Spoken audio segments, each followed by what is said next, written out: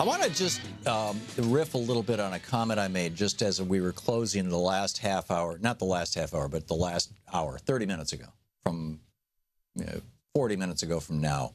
A fellow called in, an African-American fellow called in and was talking about his experience with the police, sticking a gun in his face kind of thing.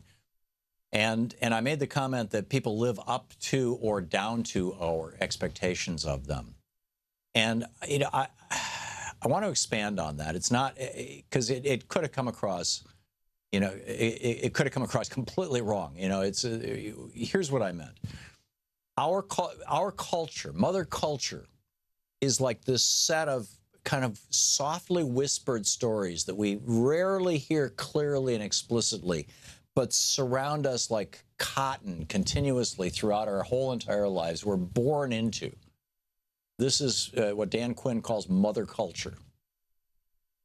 And mother culture tells us who we are and what our roles are in society.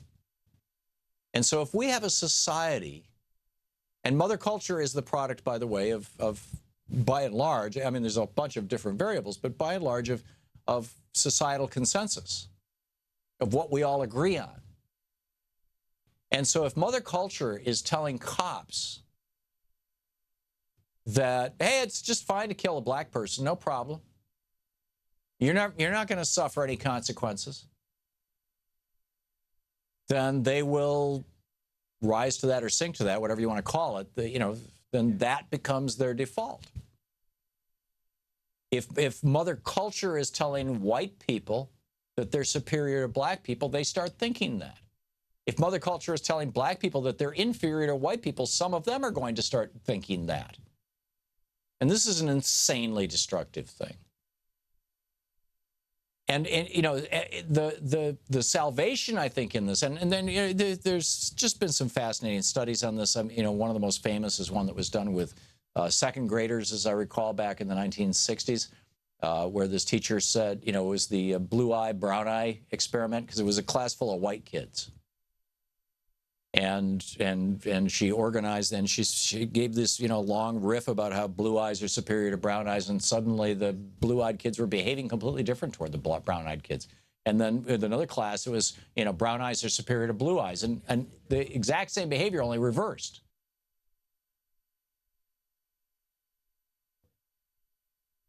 And I guess the good news is that mother culture now is starting to say, maybe it's not a good thing for police officers to indiscriminately kill people of color.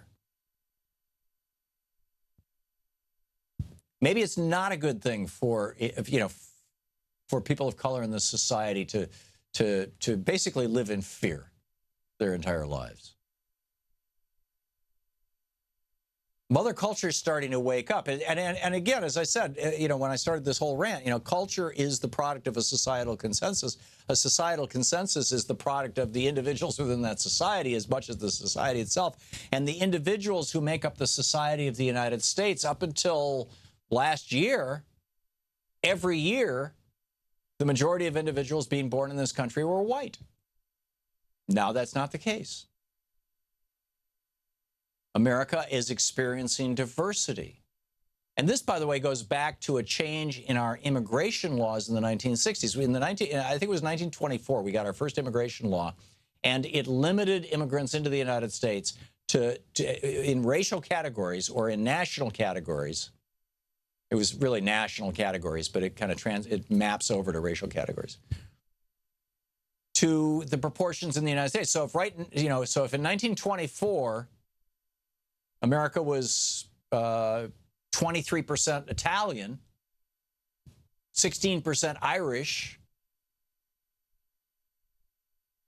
then only 23% of the immigrants coming in could be from Italy, and 16% from this sort of thing. And so basically what it did was it froze the racial balance, or at least the national ancestry balance, of the United States from 1924 until the 1960s at what it had been in the 1920s. And then in the 60s, we changed that, and we did away with those relatively arbitrary numbers, and said, no, we're going to open the United States up to the world. People have come in from all over the world, and now, that the racial mixture of the United States is changing. And so what happens when that changes, excuse me, what happens when that changes is that the social consensus changes. And I see this as a good thing.